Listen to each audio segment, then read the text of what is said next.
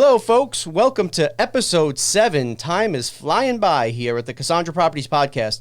As always, very excited. We have a wonderful guest joining us today, Mike Bloomfield, who is the proprietor of Tekie Geek. He happens to be our IT guy, but he's got an unbelievable history, 20 years in the business, 99.9% retention rate. He is a best-selling author, folks, on Amazon. His new book is out, How to Hack-Proof Your Business, Volume 2. Essentially, this is a collaboration of 12 different IT folks from around the country, basically giving a manual on what is so important and something we'll touch on today. And part of today's value, we always try and deliver some value on the Casandra Properties Podcast. So those are some of the things we're going to talk about. We also have our co-host, Becca, or as Siri likes to say, calling Becca Machulinus Mobile, joining us. And we have PDs on the ones and twos. Mike, how are we doing today? Good. Thank you for having me. Absolute pleasure. Thanks for coming. You got me out of my house, and I actually put a poll on for the first time in 5 months. Wow. All right. Oh, coronavirus, all the time coronavirus. So thanks for joining us today. We've and we'll get into this a little bit. And maybe we even start with this, Becca. You had found Mike as we were going through the Casandra Properties shuffle and trying to figure out, you know, in this digital age, how we were going to not only protect our assets, but how we were going to actually deploy the proper assets. It was during a difficult growth period for us. So actually, and I do this, Mike, you have to bear with me. Before we go to that, let's talk about your history. Are you a Staten Islander? So I've been on Staten Island most of my life, but I've been all over. So born in Brooklyn. Then when I was 1, came to Staten Island, was in Staten Island up until about 8. Then we went to Florida for a few years. When my parents would fight, we would move. So we went to Florida. They had another fight. We came back.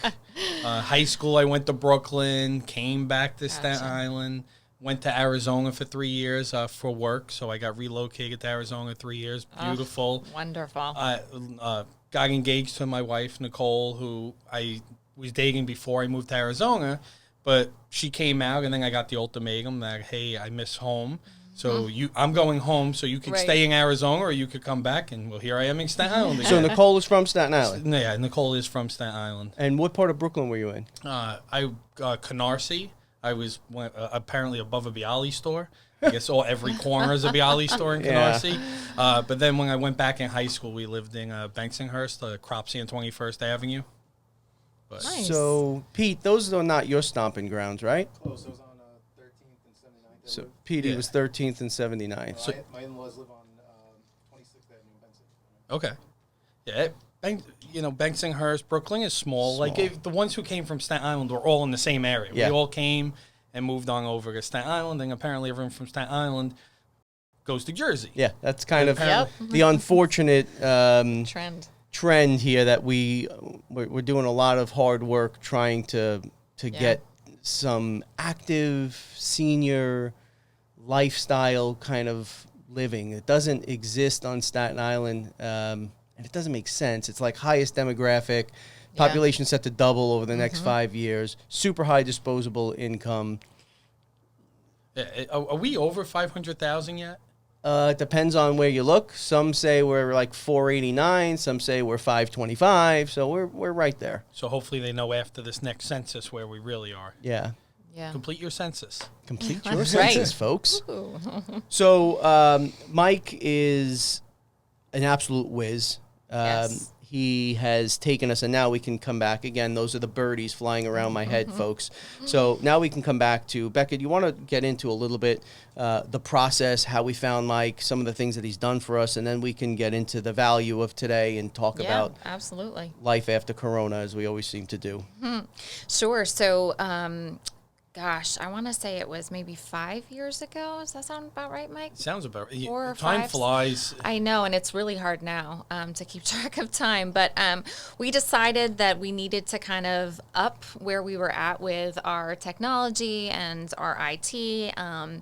And so I started kind of looking around, interviewing a couple of different companies. And I know I stated this on the review that I gave you guys, the video I did. But the biggest thing for me, and I think for a lot of people, IT is a different world. And if you're not immersed in it, it can be very intimidating.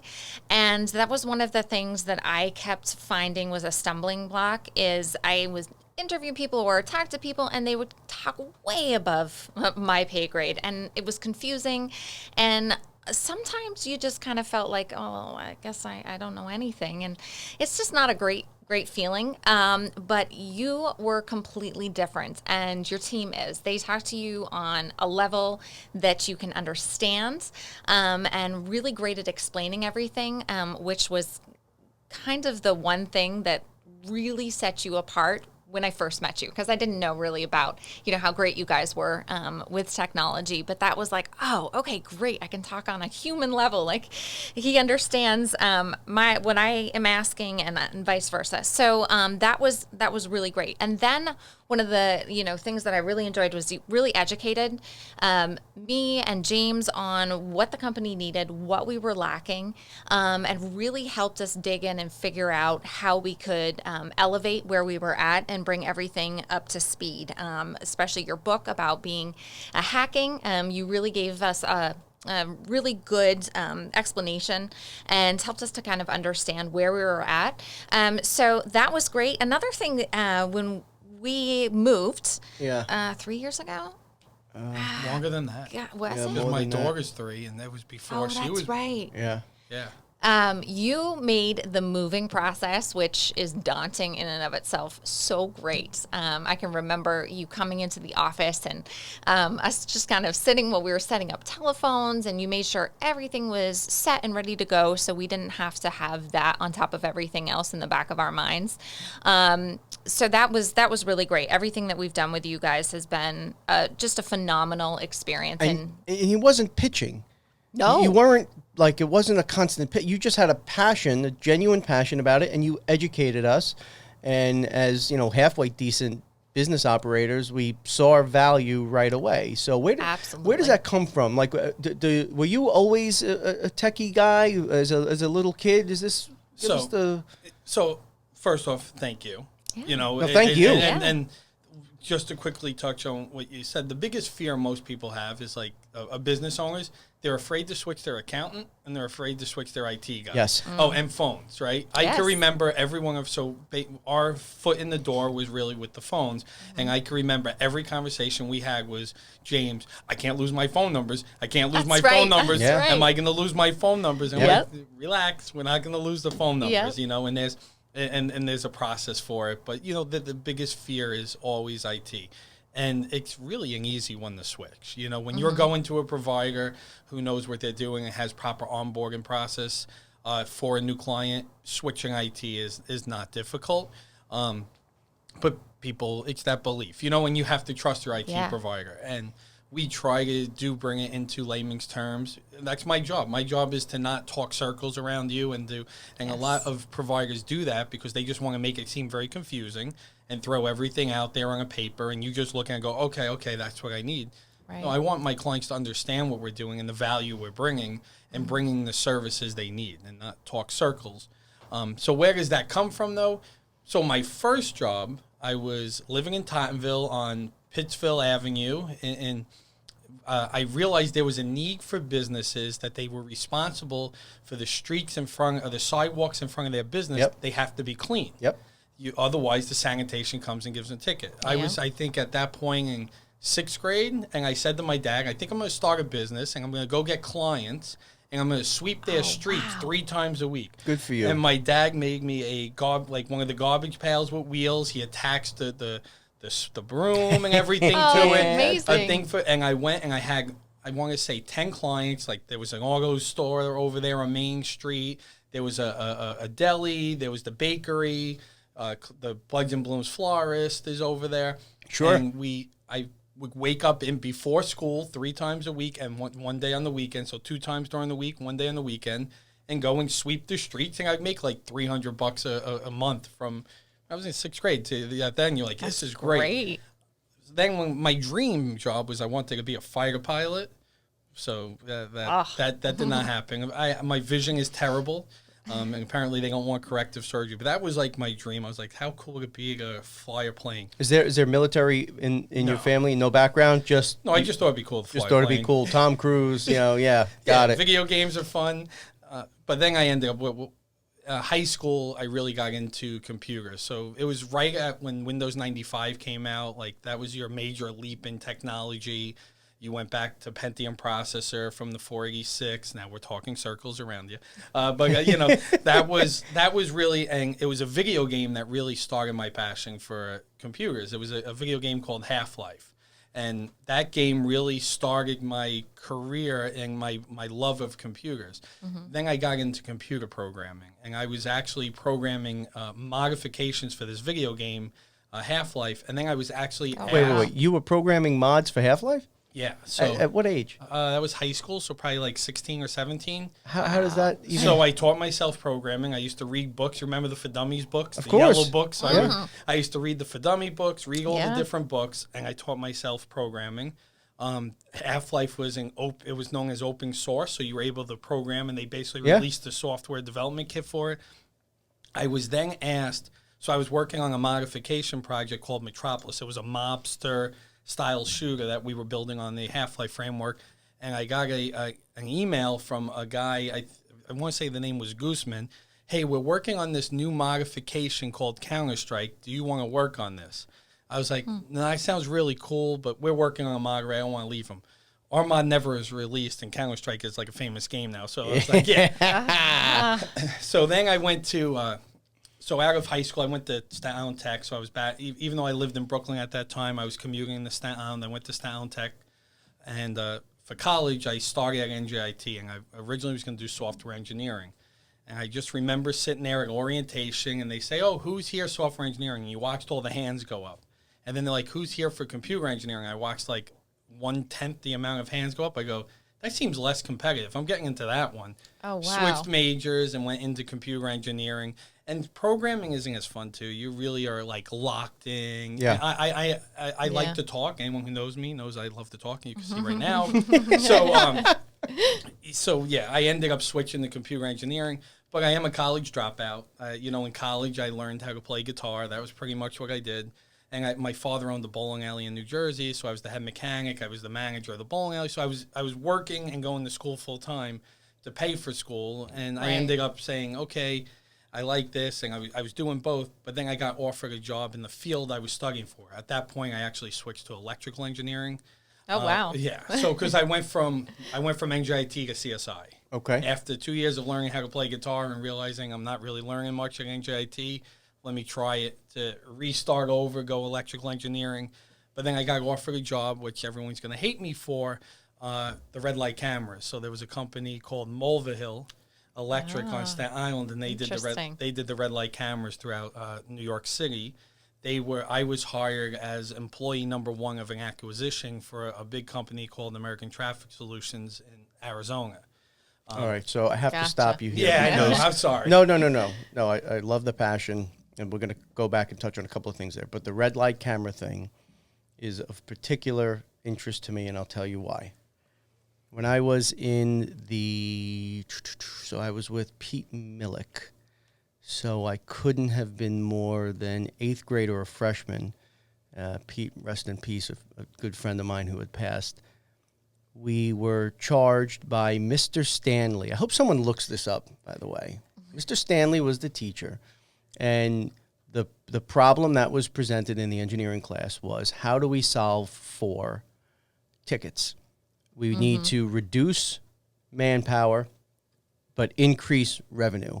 And me and Pete wrote this paper about sensors that would trigger if you went through Interesting. a traffic light. Now, if only if you would have patented it. Well, somebody look this up, please, because if Mr. Stanley is like living on an island somewhere and he's mega rich, you're going to hear from my litigator, Mr. Stanley, if you're out there. But anyway, sorry to interrupt you, but that struck a nerve, like those damn red camera, like Newman. Go ahead, you can pick it back up, Mike. That's all they are. They're sensors. Well, now they've moved since I've left. They're 3D tracking radars as technology. But when I first started there, 15 years ago, whatever it was, they were piezo sensors in the ground. A piezo sensor is the same type of a guitar. So it just like when you at the bottom of a guitar, you have piezo sensors. Sure. That's all that was in the ground. There's basically, and that would measure a spike of a tire. And then there was an inductance loop, which is in the middle, and then another piezo sensor. An inductance loop measures metal. So basically what it's watching for is a spike and a spike over over distance. When you have at that, basically you could calculate speed from that, because if you know the time it takes to get from one to the other, now you could calculate speed. And the inductance loop was there going to say, is this a car or is it a bicycle? They could tell based on the amount of metal. And that's all it used to be. Now it's 3D tracking radars. Technology has come a long way. But so I went to work for them. And this was in the beginning of this acquisition, and I was being sent around the country. We were growing. It was becoming not just New York City. It was becoming nationwide. And I would be sent all over. I remember going one of my first trips was Capitola, California. Beautiful. I've never been to California. It was September 11th, actually, like a couple of years, not that September 11th, a few years later, because I remember flying on September 11th, being like, I have to fly on September 11th. Now, how old are you at this point in your journey here? So I had to be, I want to say 21, 22. So yeah, it was about 15 years ago. 2005. So I flew to Capitola. I've never been to California. We work at nighttime. I've never been to California. I've watched TV. I thought California was all hot and beautiful. I brought shorts and T-shirts. Capitola's cold. So we go out there to go work at like 10 o'clock at night because we have to work in the road. I'm in shorts and T-shirt. The guy meets me at the bottom of the hotel. He's got pants on, sweatshirt. I'm like, what are you doing? We're in California. He's like, do you know about the map? Do you ever look? Right. Have you heard of elevations? I was like, boy, is it cold? And we went out. It was like 30-something degrees. Oh, my gosh. And in Capitola, the city is closed down. There's nowhere to buy clothes at nighttime. So that night was miserable. And the next day I had to go out and buy all new clothes. But I was being flown around the country to just go focus a camera. So I would get a call from my boss at 4 a.m. because he was very passionate about it. So 4 a.m. I would get a phone call. Mike, the camera in Tennessee is out of focus. I need you to get on a plane tomorrow morning because it's based on revenue. They need to get paid. It was the new program. Now, you're working for public or private? It's private. Private. So I need you to get on a plane, fly to Tennessee tomorrow right away, and get this taken care of. So I would basically get off a plane, rent a bucket truck, drive, go up, do what I have to do, come down, and come back home. And I after doing this for a couple of months, I was like, there's got to be a better way to do this.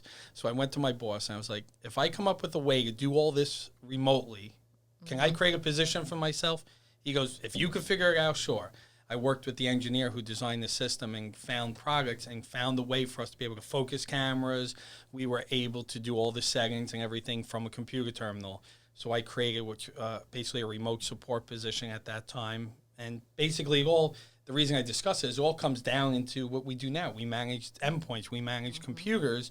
We were responsible for security, figuring out to keep it efficient, productivity up, right? If I had to focus a camera, we could do it right then. We basically designed a ring that went around the camera with servos, and we would do a command, and it would remotely just turn the focus ring and the zoom ring. So 21 years old, and you Impressive. are figuring a way in a time when it certainly was nothing like it is today, how to automate or at least get to a point where things can be done remotely. And as you're talking through it, I'm thinking, gee, I wonder how he was able to do this. Makes sense. You put a lens, little servos, moves things back and forth, little micro adjustments. There was a rubber band that would just pull back and forth, and everything else was it was basically an embedded computer in there. So, but this was before like now you have a Raspberry Pi, you put in a line and you have an IP address, you're good. It was serial. So I had found a serial port solution that would convert serial to IP. And that's how we were able, because every red light camera was online because all the data would send back to the servers. Only in New York City did they have to go and collect the cards. Of course. Everywhere else in the country. Of course, greatest city in the world. Yeah. Well, it was probably a revenue thing. But in New York City now, it's all digital. But yeah, everywhere in the world, we had internet. We had internet at every box. Every box technically had an address, had an internet service, had its own power, drop from the... Now, was it hardwired into... I'm asking this for a reason. Originally it was hardwired in, but what was happening is it was very expensive to hardwire because depending on construction, who owns what property, trenching, so then we moved it to cellular. So with antennas, and at that point it was way before 4G. It was a 3G cellular. I'm sure now they're at 4G. Make no sense if they're not. But yeah, and we would push data through cellular. We push in video, pictures, and all that. And I created that position, and then they said, "Hey, do you want to move to Arizona, the corporate headquarters?" And I was like, I was there for a couple of months, and I loved it. It was beautiful. I was like, "Yeah, sure, why not?" When I went there, about 2 months into doing my position, I created a whole support team. There was 5 people that worked for me. They came to me and said, "Do you want to manage engineering?" I was like, sure. So I ended up being the project manager for product engineering there, and I had 38 engineers who worked for me. So we developed speed cameras. Sorry. Oh, man, it's getting worse. I know. Worse, folks. We're at 1911 Richmond Avenue, Suite 200 if you want to line up. Is this live? Should I run now? So, yeah, so we developed speed cameras. We were doing over height, overweight cameras. So we did a demo for New York City. We did demos for congestive pricing, if you remember when the city was talking about doing on the Bloomberg. Yep. Yeah. So we had put together a whole system and did a demo for that. Yeah, it was interesting and fun, but then my wife decided she wanted to come back to New York. We were engaged at the time, and it's just funny how things play out. It is. And we were visiting in New York, and in between high school and college, I interned for an amusement company that puts video games at locations. Mm-hmm. So when you go into a bowling alley and there's a few arcade machines, and I got a call from him, and he was a family friend, and he goes, "Mike, I haven't talked to you in 6 years, whatever it's been. I'd like to get together with you." And I was like, "Well, actually, I'm in New York right now visiting. Well, let's get together. I'll drive into he was in the Bronx. I drive in. He goes, "Tell me what you've been doing." I start telling him what I'm doing, and he goes, "Well, that's exactly what I'm looking for. We have a photo booth, and we've outsourced it, and I want to bring the photo booth in-house, and I need someone to run engineering. Would you come and run engineering for me?" And I was like, yeah, we were actually talking about moving back, and it was about 2 months later, we were back, and then I was the manager of research and development and IT for the biggest photo booth manufacturer in the world. Wow. So funny how things line up. Right. It's all, and it really is. Like, we were just here. So, as a kid, like for me, I'm so old and ancient. Like when the first game I remember that we had the access to was Pong. It was a paddle, and it just had the beep, and then went across the screen and went beep. Oh, and I you'd come back remember that across. game. No, you don't. You're a baby. You don't I remember still that remember game. seeing Maybe you it, saw though. it on a Everyone YouTube remembers. video. Thank you, Mike. Like, remember this? The old people, blah. Oh, hush. You don't remember that And then game. it upgraded to Alleyway, right? That was the one where you had the slider at the bottom and the ball. You would break Yes. the bricks. Oh, I forgot about that. See? Right? And then what was Atari was next? Atari, Then yeah. Coleco. Then Nintendo, right? And then we started getting into the real. Now you're in cool my stuff. generation, Nintendo. Yeah. That So, were Yeah. you into those types of games as a kid? Also, was it always just kind of a pull for you digitally, or not? Not like for me, it was King's Quest. You remember King's Quest? Yeah, I don't think I ever played it, but more. I guess my generation's more Oregon Trail. Yeah. Yes. Okay. I'm right. crossing the river. Yes, that's Yeah. right. Oh my gosh. Yes. Those problem-solving kind of Remember. games always seem to be a fit for problem solvers, right? We're problem solvers. As a kid, You probably love SimCity. oh gosh, yeah. Oh yeah. You were building out the city. Building out the city, managing, right, the ratings and your popularity and balancing the budget and build. Although there was a lot of flaws in that game. I remember specifically if you built residential around waterfront, the game didn't recognize it as higher value. It always wanted industry around the waterfront. Don't laugh at me. Were you This recently is playing true. this? This sounds like you I were. was not, but these are the kinds of quirky things that stick in my head. I remember no, you guys got this all wrong. We shouldn't have industry on the waterfront. We did because of the way the country evolved during the Industrial Revolution. But that stuff, all right, I'll stop. Anyway, stuff should have been pushed inland. Higher valued stuff, residential, on the waterfront. Boom. Some commercial. I built epic cities, and the damn game didn't recognize it. And It's a yes, shame. I did play It's a SimCity. shame. And you were playing it to actually make it bigger. I was playing to get as big as I could quickly and then do a hurricane or something. No, I see. I was no natural disaster guy. Don't kill my work product. Couldn't handle it. That's so funny. All right, so now we meet Mike, and you brought so many solutions. I have to say, we connected once, I think, since this whole thing started with COVID. You had us so beautifully positioned for this pandemic. Talk about silver linings. You have us, everything is remote. You can be in a broom closet in India and literally work. If you bring your phone, As long as you have internet. plug it into the As long as jack, you have internet, and we can transfer calls from the front desk to the broom closet in India and work and access every document, every form, every piece of paper or email or any asset digitally that used to not be digitally and we now made digitally, literally in the entire company's history.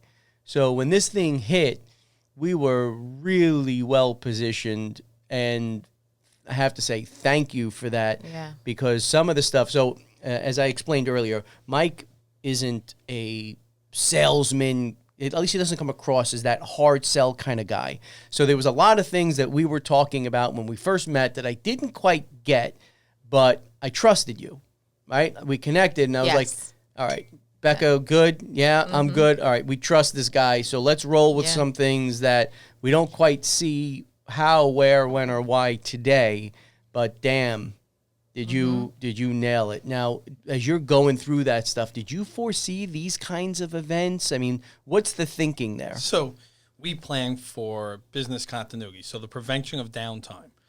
So we plan for disasters. But like I've been saying this for months, I never thought the disaster I'd be planning for would be a pandemic. Right. That would rip people out of their offices, lock them in their home. Like, who would have ever imagined that? I was planning for the next Hurricane Sandy, for, fires, cyber security threats, but never for a pandemic. But luckily, by having the proper business continuity in place and the plan, you could enact it for anything. And that's where it made things simple. And I think, I go back and I think the movie Boiler Room, don't they wish at that time they was voice over IP, right? They had to have a room of phones. They could have, in the voice over IP age, they don't even have to do any of that. But you look at that movie and you just remember hundreds of phones. And that's how they were finally caught. Because they saw the empty office building. So a little secret. I have negotiated some of the biggest deals in my career with my feet up at a fire pit up on the farm remotely, and people have had absolutely no clue. You've given me a freedom that I don't get to use it nearly as much as I want to, but I can never quantify what that has meant to me and my family. And I do some of my absolute best thinking when I'm up and I'm in the mountains and some of the background noise kind of fades away and I'm able to really hyper-focus. I'm actually getting emotional talking about this. I'm such a baby. But you really gave me the ability to grow and scale and be free and not be tied to the desk constantly and not have my team tied to the desk constantly. And in this business, we tend to be free thinkers a bit, and we're not really good with paperwork, and we're not really good with that kind of stuck in an office setting. There's a lot of creativity that comes along with most realtors and brokers. So that has been absolutely freaking invaluable. Well, thank you for realizing early on that you were willing to make the change, right? That's always the biggest thing is taking that leap of faith and saying, is this really going to help? Unified communication is the future, and the whole thing is being able to do what you can from anywhere. We don't no longer have to be tied to a desk, and for any business, and it's understanding the value and what that would give you, and the indirect values, the family time. The same thing. 5 o'clock, I try to pack up my desk, and go home. But that doesn't mean it's the end of the day for me. It means I'm able to go home, spend time with my daughters, and when they go back to bed, I could work on my kitchen table, I could work in my patio, I could work in my basement. No matter wherever I am, I could work. Now, it's taken me, in terms of what I've done, in the beginning, it was me. It was just, Tekie Geek was Mike, and then it was Tekie Geek was me and one other person. We're now 9 people, and that is understanding and growing is what makes everything possible, because the less I could do, the better. I now have a team that I'm able to rely on, and I'm able to focus on the business, right? Rather than working in the business, I'm working on the business. At least I try most of the time, but it doesn't always work. And that is so critical. We talk about this all the time. Yes, we do. Having time. For so many years, we were pedaling the bike and fixing it at the same time. Not effective. Necessity, yes. As you grow and you don't have the resources available, you have to do those things. But being able to actually get off that damn bike and spend time focusing, fixing things, has really helped us with growth. And it's almost impossible to quantify. You know, you tweak a lever here, you move a button there, and you're able to create efficiencies across a whole host of platforms, which results in more free time, which allows our people to do what they do best, which is to go crush deals and to negotiate. Yeah. So the hardest thing I have, though, is it's with IT, so managed services, and like what we do is showing that value, because you sit down and businesses say, well, 5-6 years ago, I didn't have this operating expense. Why should I have this operating expense now?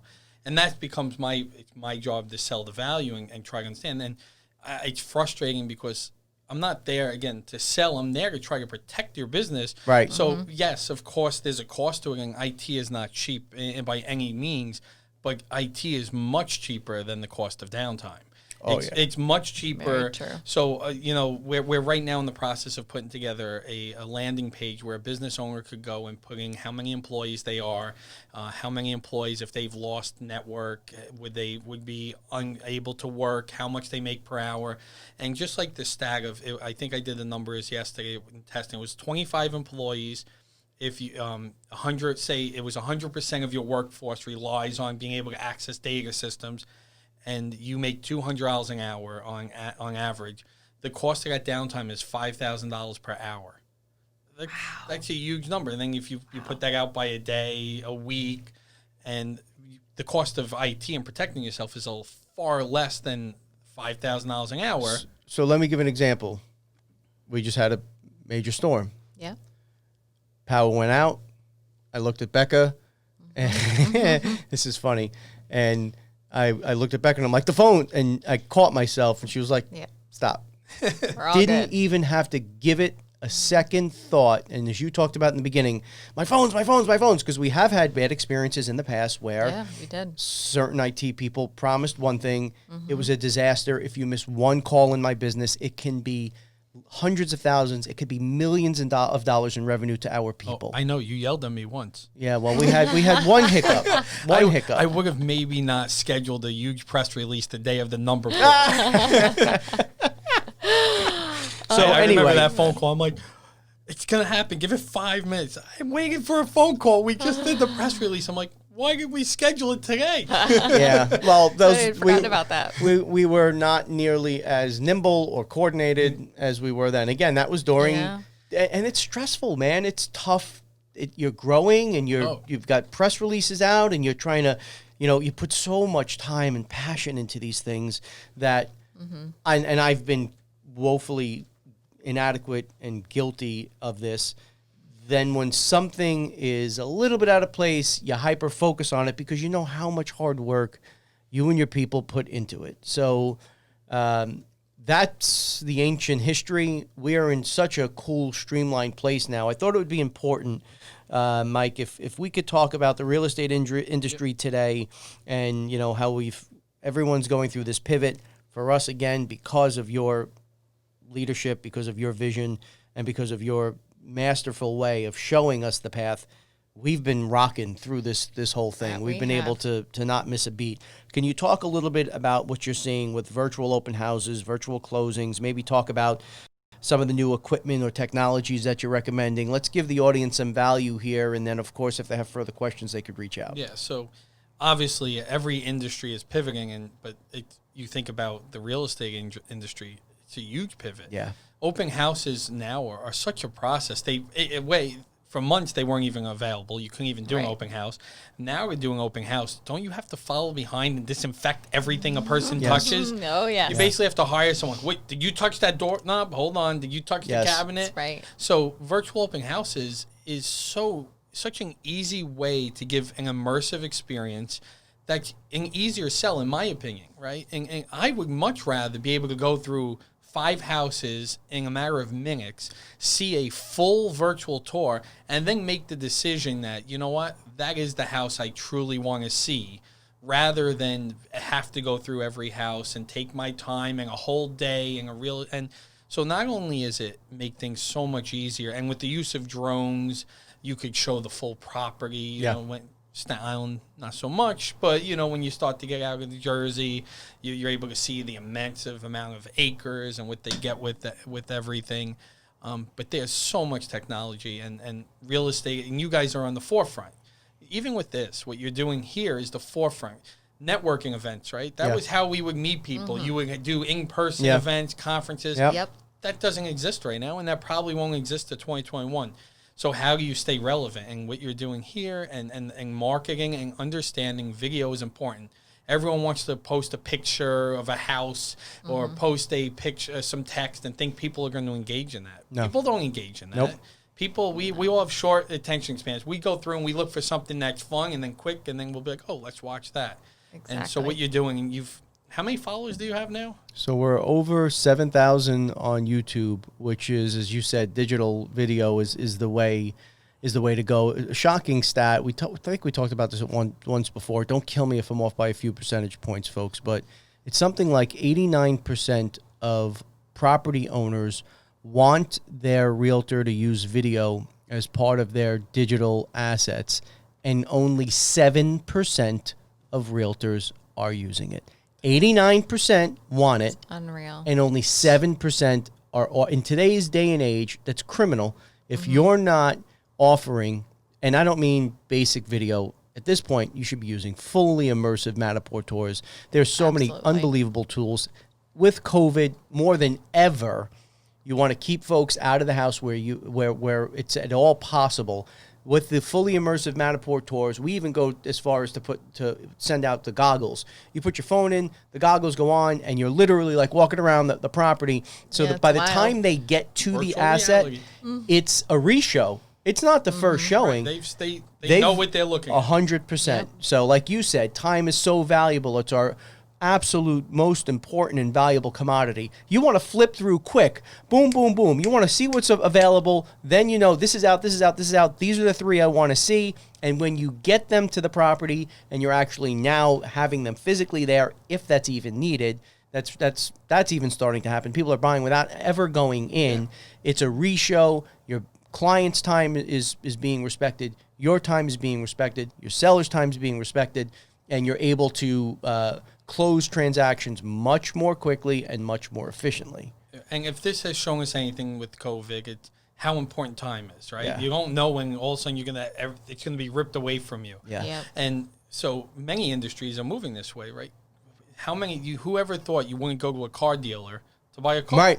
People now, there's multiple apps. You go on your phone, you're like, I want this car, boom, and you could order and have it delivered to your house without even going to the dealer.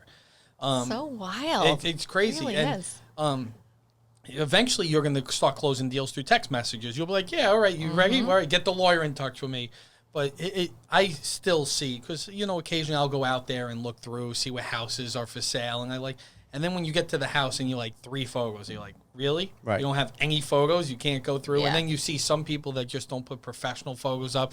It looks like they were using a 10-year-old, How is the broker, the agent even allow that? That's like your job is to make sure that house looks as good as it can and is something that people want to look at. You would think that would be an easy transition, and it's not, and it wasn't, and it still remains a challenge. So we've instituted attrition here, where at the end of the year, if X% are not doing certain things, no matter what, we switch the team up, because you have to have people that are not only willing to, but are absolutely thrilled about putting their best foot forward.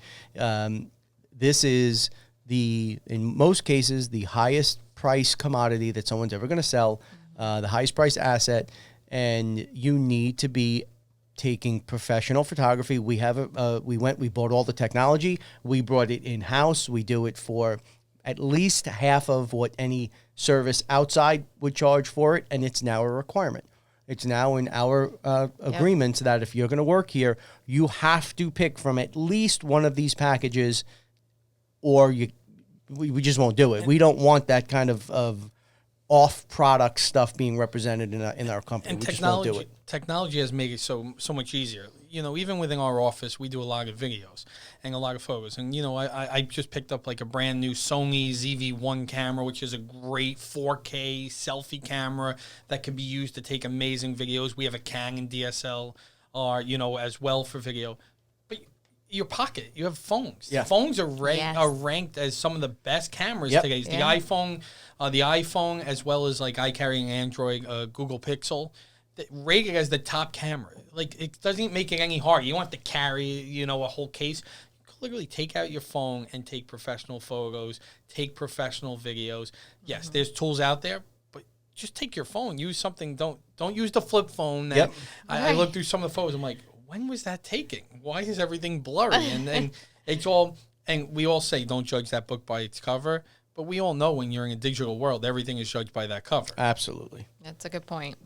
Absolutely. I'm not so sure it's a cover. That's a true representation of the time, care, and quality that the individual person is putting into it, and a representation of what the asset looks like. So absolutely, without question, first class, first rate digital assets are a must. What are some of the other things that you're finding, some tips or some basic equipment suggestions, some platforms that you're seeing? What's the hot flavor of the day, if you will, that you're seeing roll out? So, one of the new things that we're looking into, so we've been helping different organizations kind of, again, with a pivot right now. Organizations like think IT does everything. So I keep getting, hey, can you help with a virtual event? So, we helped the St. George Theater, who just did their telethon. We just helped them to do their telethon, and we're helped the Staten Island Chamber of Commerce with their which you were a part of. Yep. So something that we don't even do, but we're being asked to, and I'm like, fine. If we could help, we could help. What is the one thing that we've all been taking away from us is in-person events. So, and what makes in-person events so important in any type of gathering, because real estate agents throw gathering or virtual open houses or whatever it be, is that in-person feel, right? That networking, that in-person. There are platforms out there, and there's a new one that's trying to recreate that. It's called the Remo, and it's really incredible in the way they do it. And I've attended probably 1 or 2 webinars a week now, because IT associations are just constantly throwing different webinars. So I've been on the fake exhibit halls. We actually exhibited at the Small Business Expo, which was like a fake exhibit hall where it looked like an exhibit hall and you cycle through and it's all chat. It was a complete waste. I wasted our money on that. We got nothing from it because there's no engagement back and forth. Right. Yeah. This event I was in, one of the associations was using this Remo platform. I immediately fell in love with it. It almost looks like this type of table. When you join in, everyone is on camera. You go and sit at a table, you pick, and you could see avatars of who's sitting where, and you can move yourself around, and you're actually on video talking to the other attendees. Really? So you're now basically able to interact. So what they did is they had someone sponsor a table, so different vendors would sponsor the table. When you would go over, the vendor has a whiteboard. They're able to show and do a presentation to the thing. That is Very slick. Awesome. So now, and then when they do like a keynote, everyone gets pulled into a keynote. Now, let's say you raise your hand because you have a question. They basically bring you on stage. So all of a sudden you're on stage, you're on video, you ask your question, and they drop you off. It was very cool because it's recreating that in-person feel. And so they're a newer company, and it's kind of, I'm in talks with some associations here on the island who are looking to do their exhibits of trying to go to that platform, because the biggest thing that you've lost is the ability to do that. Yeah. And I can almost see, and they're saying associations are using that for like meetings, for guild meetings. You could use that platform. Everyone's sick of Zoom, right? We're all zoomed out. We're all zoomed out, and the biggest thing is so I've been to a number of Zoom events where happy hours. The biggest thing with Zoom is everyone goes in and you're all in one, and who's talking over, and you can't have those private conversations. Yes, there is a thing known as breakout rooms in Zoom, but an administrator has to control that. So with the Remo, you could go in, have everyone talk, and then move around to their own tables. And then it gives you the perspective Are you seeing the way you would see if you were there? So if they bring you up on stage, is the camera view switch and you're looking out onto the audience? Well, because it's not everyone sees the audience on your computer screen because you see everyone's faces at these tables, like their icons, and most people upload headshots. But let's say we're at a table of 4 people, and I'm like, James, you want to have a private conversation? We could click, and now it brings a one-on-one video, and we're in a private video conversation. So it's doing something, and associations could do that for member mix-ups and mixers getting together. You can almost do that for virtual houses because you can now bring other people in at a coordinated time and get people to start bidding over each other. Like as you show the house, and they're like, oh my God, look at that, right? And creating that hype. Because one thing that you do lose is when you're in open house, right? I remember being younger when my parents would go through open house and they're like looking around. Anyone else seem interested? Do they seem interested? Right. Hey, who's interested? Oh, why are they looking? All right, we better put the offer in. We really like this house before they go and put theirs in. So remember, folks, when I said Mike has a way of selling you on something, Yes. but without selling you? Fish on! And I'm now an official Remo partner. Not yet. Petey, Remo, let's pick it up after this. In fact, maybe we're going to edit all that out so nobody knows about it yet. So that's really neat. And these are the kinds of things that we're looking for. I don't know if everyone kind of balked about it, but I don't know if everyone gave full credit to how much of an impact not being able to see and touch and feel and communicate with people was having. We're really starting to see people get affected by this. The disconnect is really profound. And you think about it and you watch the press conferences and they didn't talk about mental health until, 2 months in, then all of a sudden it was ag, mental health. And they still don't talk about it Not nearly as much as they should. But you could definitely see, and if you watch social media, you could definitely see the trend of people and how they've changed over where people's thoughts were in March to just now how angry people get based Volatile. on the slide. Yeah, It's very difficult right now. We're designed to interact with people, we took this, everyone took this at different levels, right? Everyone quarantined at different levels. There was a point I didn't leave my house for a month. I have 2 young daughters who, when they started announcing that this potentially was causing this child, whatever that it was making it look like, we went into panic mode. I didn't leave the house. I no longer would go out for shopping. We would use Instacart. Whoever thought that would be a thing where you could just order food and then deliver in 2 hours, never have to go to the supermarket again. But, we are designed. And I have that fear of missing out. That's my biggest thing. I like FOMO. to talk. I do too. Yeah. And for me to no longer be able to go to these events and talk to my friends and see it. Yes, thank God this happened. Not thank God this happened, but that it happened now. Right. Not 10 Timing-wise. years ago, not 15 years ago. Yep. We were so much more connected and able to do more than we are because of where we are in technology. If this would have happened 15 years ago, the amount of businesses that would have closed would have been way worse because not every business would have been able to get up and get going like they did. Yeah. Now, I will say a lot of businesses were able to just pick up and move, but most businesses didn't do it properly in terms of security. And that's the biggest thing is we've seen during all this is hackers don't take off. Hackers are just constantly trying to take advantage of anything. The biggest scam that was going on during all this is they were emailing, hey, get a 50 free mask and get your free gloves and this, sign up. And they were stealing people's passwords, downloading, ransomware. So that's a great segue because we wanted to talk a little bit about cybersecurity, the dark web, right? Which I'd like for you to really dumb it down for me, as well as the audience, to talk about what are some of the major threats now. We're actually in the process of going through proposals with Mike to address this exact issue. He's got us really beefed up, but we want to triple down as we did on the digital assets. We now want to triple down on protecting the company. So can you talk us through, in layman terms, what are some of the major threats? What is the dark web? What is ransomware? What is malware? What are all these things that we all hear about, but now we have to really mitigate? Okay, so we are actually in the process of now doing live hacking demos. So it's basically Yeah, a we talked about 10-minute this. hacking demo. I went to study this and start doing this about a week ago.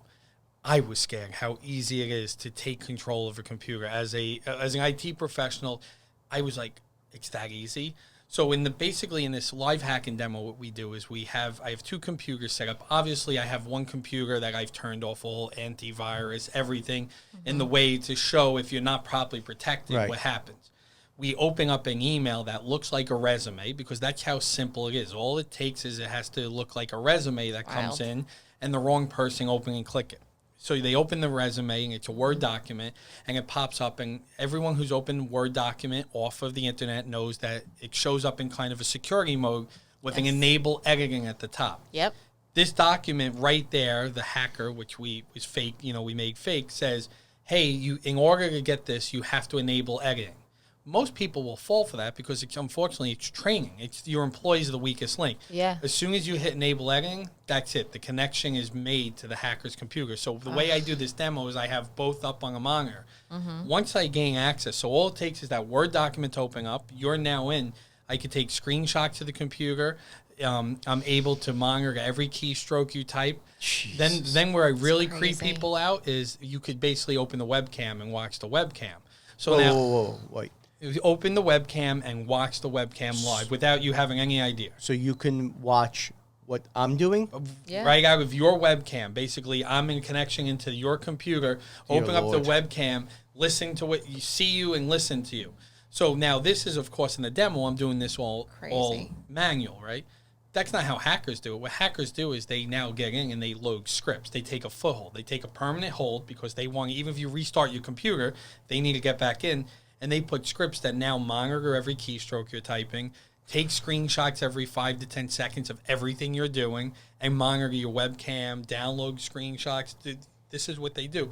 You could also download files. So during the demo, I show how easy it is to download a whole folder off someone's computer. So now ransomware is the big one you hear about.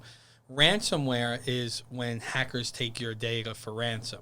So what they do is, again, just as simple as that email click, and there's lots of entry points in, email being the most common because it's the most, it's a huge net. Ransomware takes your files and encrypts it with 256-bit encryption. So there's no way for you to unencrypt that without basically paying the ransomware key. Well, but that's not what you do. As long as you have a business continuity plan in place, you go to your backups. We back up our clients as often as every 5 minutes. So if you got hit with ransomware, you lose 5 minutes worth of data. Right. Most businesses will be okay with that, but unfortunately, most businesses don't realize and aren't willing to spend the money to protect themselves. Business continuity is an insurance policy. So what happens? Now your data is ransomed. You can't open any of your files, and ransomware goes and takes over your whole company drive. It spreads as quickly as it can to as far as it could go. Now, ransomware is a $1 billion business for hackers. Billion dollar Business as of 2018. And ransoms about 3 years ago were $3,000. So the way it works is they give you 7 days, and you have to pay it all in Bitcoin. And after 7 days, it keeps doubling. So every 7 days, it doubles. So start at around 3,000. Then if you didn't pay, because people, do the I'm going to try to recover. And getting Bitcoin is hard too. You can't just get $3,000 in Bitcoin like that. It's a process. Yep. And the government tells you do not pay hackers, right? They do not pay for the ransomware because you keep driving the business. Well, today ransom averages are about $500,000. $500,000. There was a business on Staten Island who we helped after a ransomware attack. Was not one that we protected before. They were hit with a $1.7 million ransom. This is a small business on Staten Island that needed their data. Wild. That's you're out of business. Garmin just last week paid a $10 million ransom. And to think about Garmin and smartwatches, a huge company, what failed in their business continuity plan that they had to go and download and pay this ransom. Wow. Now there's talks that Garmin may be under charges because the hacker group that hacked Garmin was sanctioned by the Treasury Department last year as a terrorist organization. So they've now paid a terrorist organization. Paying them is illegal because that's how the government wants to stop you from buying. So now, but Garmin, right? Are you going to go out of business or do you need your data back? So it appears that Garmin, from inside employees, because Garmin hasn't come out and obviously set a press release because it's who wants to put bad press. Right. But based on employee leaks and what's happening is they've paid the ransom. They have a decryption key. But now if that decryption key doesn't work, there's no help desk. That was my next question. Yeah. Do you actually ever get your data back? Years ago, you used to always get your data back. Like years ago, because it was very few people that were doing ransomware.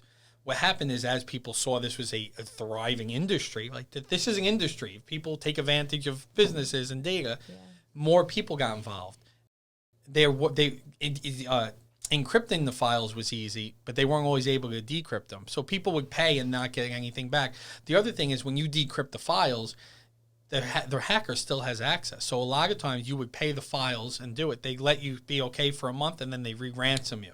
Wow. So here's where the new thing is people, back in the day it used to be, Panda antivirus, I have antivirus, I'm great. Yeah. It's not that way anymore.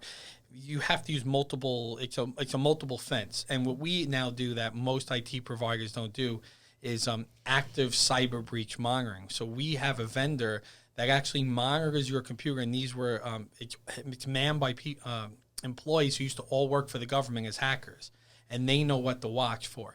Most businesses, they say it's 100 days that a hacker is in your computer before you even realize. So for 100 days, on average, a hacker is in there for 100 days before it's discovered. Yeah. So with active monitoring, you're able to basically know immediately. It's that multi-fold. And I did laugh when I saw Garmin's basically package that they were installing on every computer. They use the same endpoint protection that we use on all our clients on the advanced security package. It's a product called SentinelOne that's really only for Fortune 500 companies. You can't just go buy a single license of it. You have to basically sign up for 1,000 licenses before they'll even talk to you. So luckily through distribution, we're able to use it. But it's that good that they guarantee if you ever get hit with ransom, they'll actually pay up to a $10,000 ransom, which was years ago when they enacted that, it would cover most ransom. The problem is now ransom is out there, and they're much higher. Wow. Hackers, it's $1 billion business to think about that, and 74% of businesses that lose access to their data for 1 week will close down within 1 year. Say that again. So the statistic is based on different studies is 74% of businesses. So if a business 74%. If a business that loses access to their data for 1 week, 74% of them will close down within 1 year.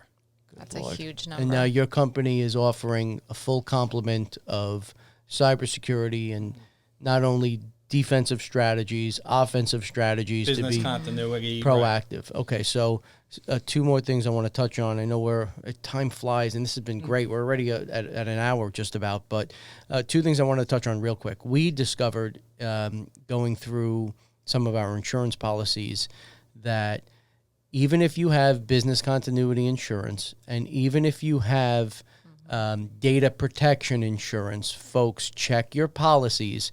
We found one policy that we were paying a good bit of money for did not include phishing scams, and they didn't identify it as phishing scams. They identified it in other wording that I didn't quite. We red flagged it, like, wait a minute, what is that? And then we called the provider, and they were like, yeah, no, that's not included. And I was like, that's 95% of how they get you, is it comes through an email, exactly how you just described. So people, if you have business continuity insurance, or if you have data breach or cybersecurity insurance, if you don't, you should get it. But if you do, take a look at those policies, talk to your insurance agent. Phishing scams was not included in ours.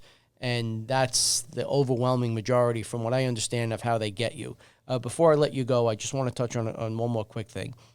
What is the dark web? So the dark web is the place you don't want to be. We are all familiar with the World Wide Web. Right. The dark web is another version of the internet that you need a special browser to access. As soon as you access the dark web, you go on a government list that you've accessed the dark web. So it's actually an internet place. It's another internet type. It's on the internet. It's another, you need what's known as a Tor browser. You have to go onto it. The government knows you access it. They don't know what you're on because it's all encrypted, but they know you've made the connection to the dark web. On the dark web is where you go and buy all the stuff that you can't find on the World Wide Web, the stuff all the bad stuff. All the bad stuff. Now, but where does the dark web affect businesses? So we keep talking about phishing and what is a hacker's job? A hacker's job is to keep throwing that net out. So you get that phish. You have an untrained employee who opens that email and puts in their username and password, right? Because the phish usually takes you to a page that looks like a Google logon, and then you fail.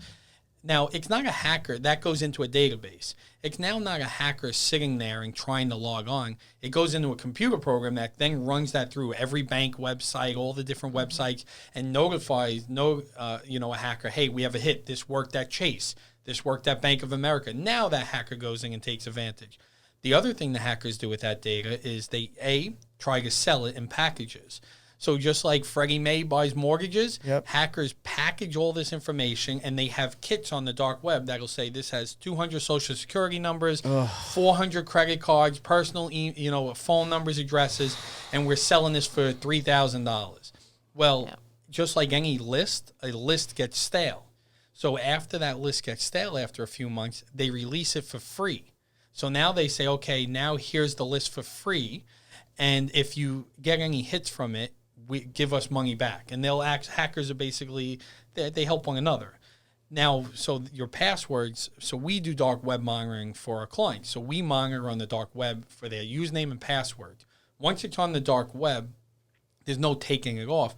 It's basically knowing it's on the dark web. So if you use that same password anywhere, you need to change that. And that's why the importance of a password management tool is not using the same password anywhere.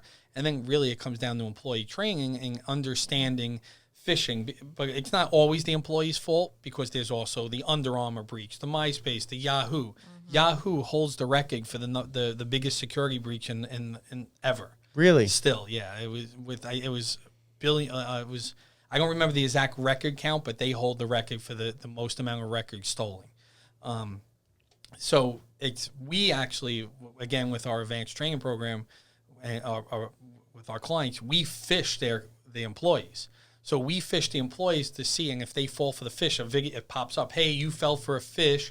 Here's a video on how to watch the next time and not fall for that phish. Yeah, I thought that was great. And then the report goes to the manager. Hey, Becca, out of your 20 employees, 5 of them fell for the phish this month. And then, and then you watch the next month. And the whole point is, if the same people keep hitting it, those are the people you have to have the conversation with. Like, come on, you can't keep falling for this. So, kind of some takeaways here. Now more than ever, the relevance of what Mike does is front and center, right? In the new world, and as we always say, life AC after Corona, these tools are available. They are pretty seamless integration into what you're doing. Mike has done it masterfully here and for so many other clients on Staten Island. So Mike has a full complement of those tools, but that's not enough. Then once you've entered into this arena, you have to protect the flanks, right? So we have to watch what's happening on the backside of things. Mike, as always, it's an absolute pleasure. How do people get a hold of you? What's the best way to reach you and your company? So to reach me, you can always email me, Mike, at Tekie, Tekie Geek, geek.com. You could find us at favoritegeeks.com if you want to find us on the web. And we're on Facebook, YouTube, Twitter. We're all over. Just look for the Tekie Geek. All right, folks. And don't forget, How to Hack Proof Your Business, Volume 2, featuring Mike Bloomfield, bestseller on Amazon. God bless you for all your success. You've been wonderful to work with. You've been a wonderful guest. Thank you. Folks, as always, we appreciate your time. Please keep the likes and the follows and the suggestions coming. And everyone, stay safe. We'll catch you next time.